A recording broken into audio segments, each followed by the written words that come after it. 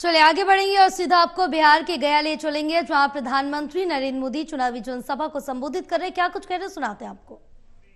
Guarantee यानी guarantee पूरी होने की गारंटी।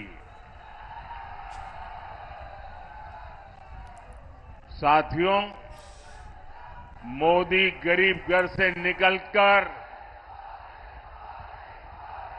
आप सबके आशीर्वाद से यहां तक पहुंचा है। ये आपका उत्साह, ये आपका उमंग, ये प्यार मेरे सर आंखों पर।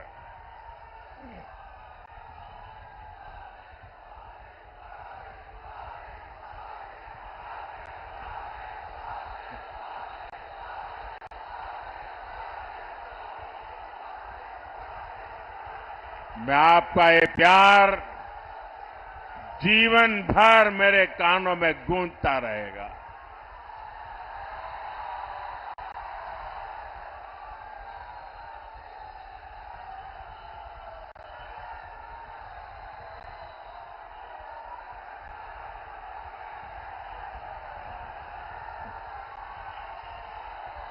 अगर आप इजाजत दें तो आगे बोलना शुरू करूं।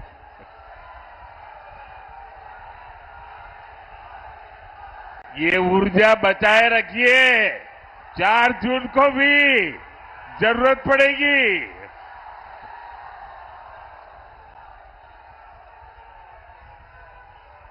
साथियों, आपके आशीर्वाद से आपने मुझे सेवा करने का अवसर दिया। मोदी को देश के संविधान ने ये पद दिया है। डॉक्टर राजेंद्र बाबू और बाबा साहब अंबेडकर, उनका दिया हुआ ये संविधान न होता तो कभी ऐसे पिछड़े परिवार में पैदा हुआ गरीब का बेटा देश का प्रधानमंत्री नहीं बन सकता था।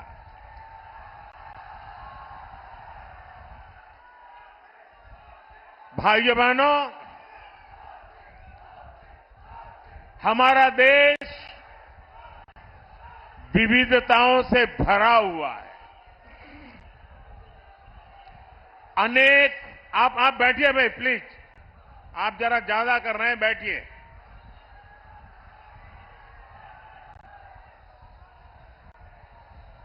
हमारा देश विविधताओं से भरा हुआ देश है। अनेक भाषाएं, अनेक बोलियां, अनेक रीति रिवाज, अनेक परंपराएं, अनेक प्रकार के पहनाव, अनेक प्रकार की जीवन शैलियां, अनेक प्रकार के खान पान, एक प्रकार से हमारा देश विविधताओं से भरा हुआ देश है, वैविध्य से भरा हुआ देश है और हर प्रकार की मत मान्यता वाला देश है, हर प्रकार के पथ संप्रदाय वाला देश है। ऐसे में देश के उज्जवल भविष्य को चलाने के लिए नियमों के अंतर्गत आगे बढ़ाने के लिए हमारे पास एक ही पवित्र व्यवस्था, हमारा संविधान है। हमारा संविधान हम सबके लिए एक पवित्र है। संविधान निर्माताओं का सपना था कि भारत समृद्ध बने, लेकिन दशकों तक देश पर राज करने वाली कांग्रेस ने मौका गंवा दिया, देश का समय गंवा दिया 25 करोड़ देशवासियों को गरीबी से बाहर निकाला है आपके सेवक ने, मोदी ने।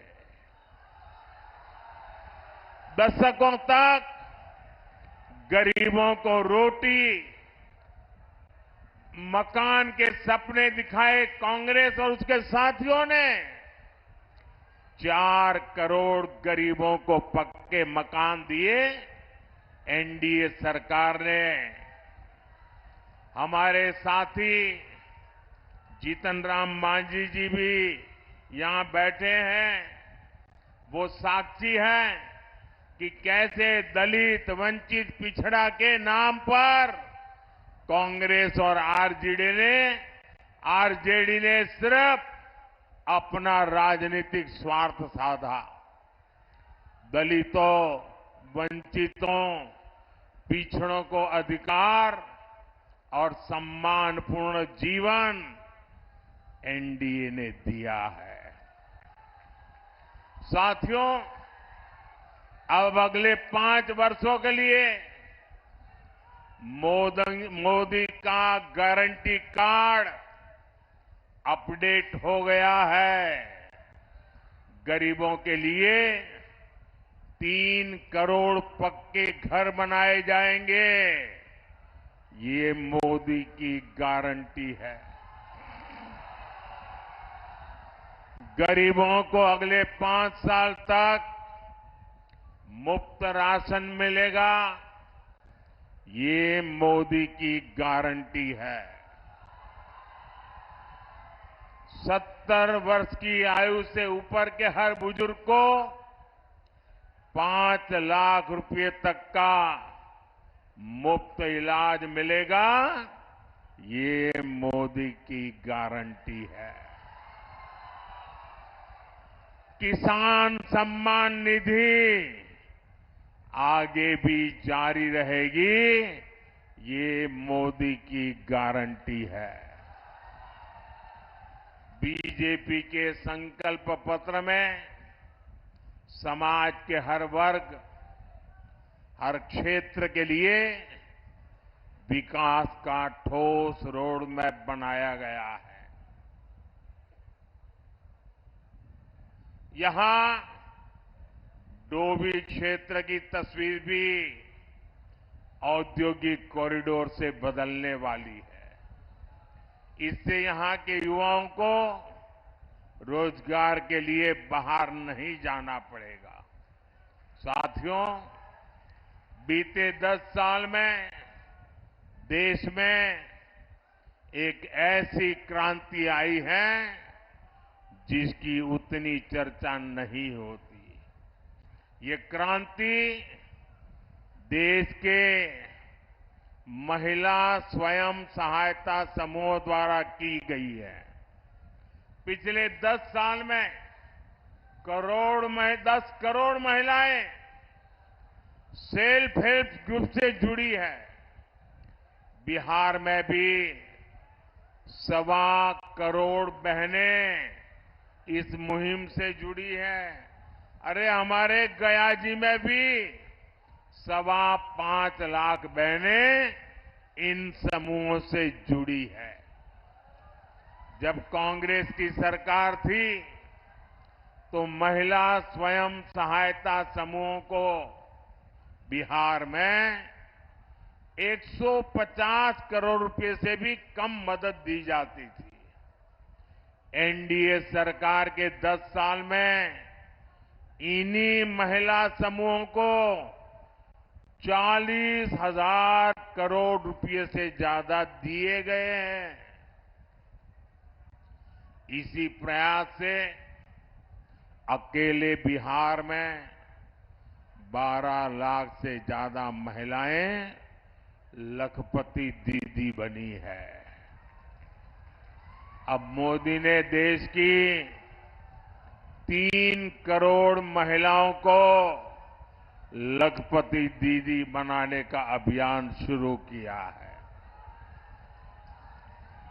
इसका बहुत बड़ा लाभ बिहार की महिलाओं को होगा।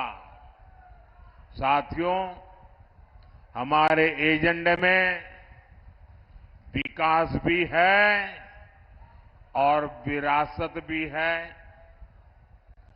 यहां नॉर्थ कोयल प्रोजेक्ट कितने लंबे अरसे से लटका हुआ था, ये आप भी जानते हैं। ये एनडीए सरकार है जो इसे पटरी पर लाई है। इस प्रोजेक्ट के पूरा होने से गया और औरंगाबाद के किसानों को सिंचाई की बहुत बड़ी सुविधा मिलेगी। हमारी ही सरकार में प्रसाद योजना के तहत देश के 12 प्राचीन ऐतिहासिक धरोहरों में गया जी को भी शामिल किया गया है।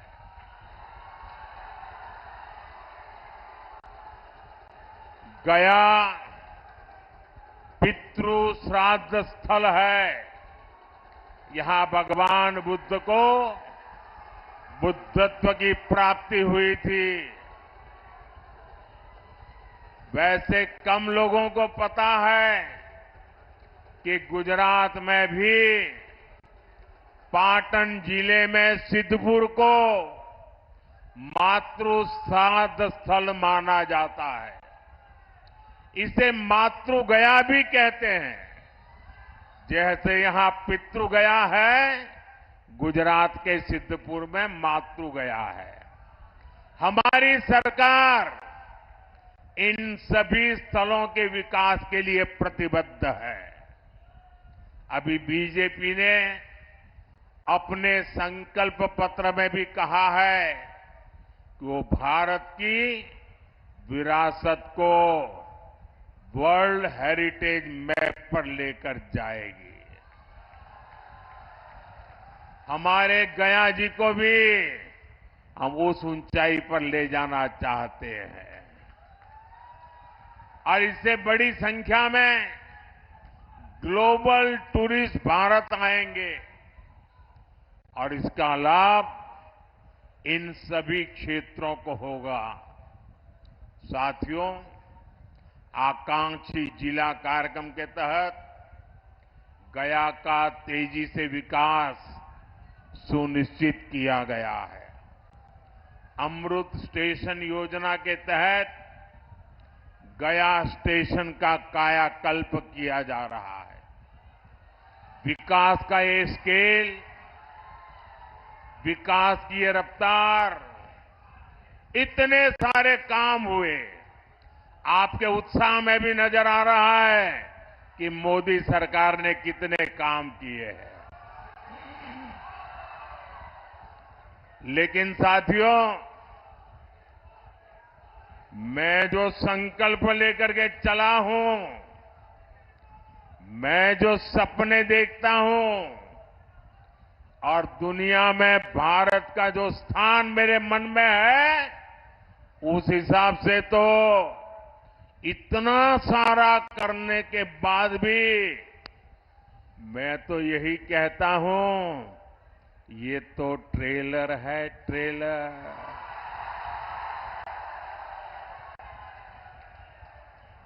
अभी तो मुझे देश के लिए बहुत कुछ करना है। बिहार के लिए बहुत कुछ करना है। साथियों, बिहार के लोग जानते हैं, ये चुनाव दल का नहीं, देश का चुनाव है। आज एक और देश की संस्कृति पर गर्व करने वाले हम लोग हैं, तो दूसरी ओर हमारी आस्था को नीचा दिखाने वाले लोग हैं। कल रामनवमी का पावन पर्व है।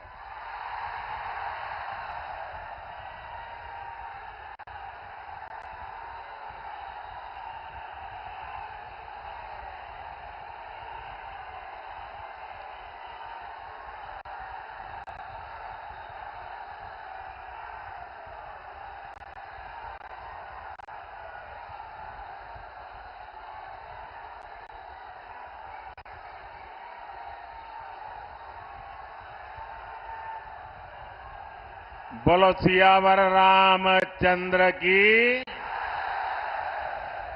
साथियों, कल रामनवमी का पावन पर्व है।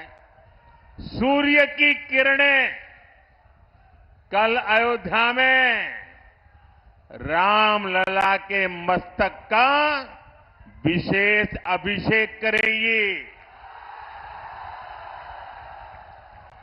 लेकिन गठबंधन गठबंधन के लोगों को राम मंदिर से भी परेशानी है। जो लोग कभी भगवान राम के अस्तित्व पर सवाल उठाते थे, वो आज राम मंदिर पर कैसी कैसी भाषा बोल रहे हैं। एक समुदाय के तुष्टीकरण के लिए इन लोगों ने प्राण प्रतिष्ठा कार्यक्रम का निमंत्रण ठुकरा दिया।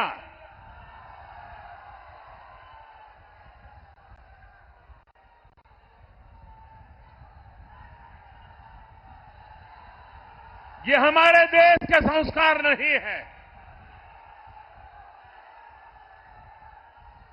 ये हमारे देश की परंपरा नहीं है।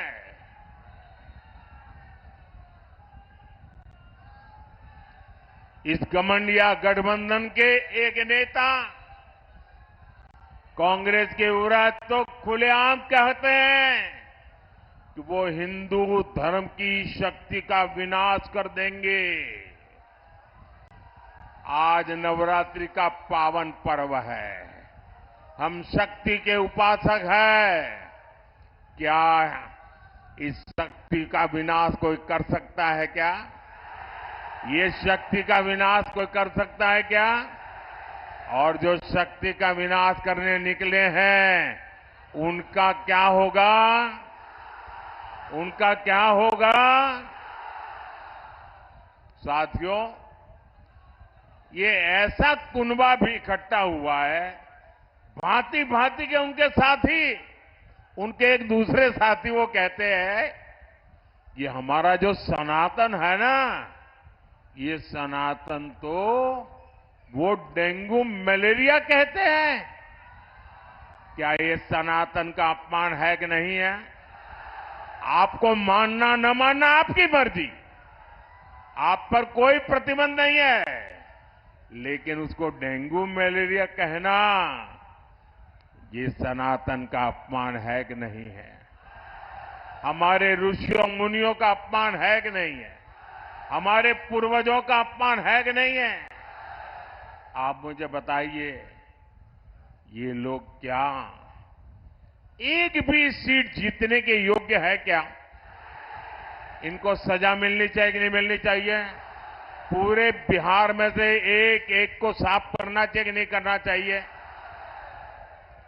साथियों, गठबंधन अलायंस के पास न कोई विजन है, न कोई विश्वास है। ये लोग जब वोट मांगने जाते हैं तो भी नीतीश जी के कामों पर वोट मांगते हैं।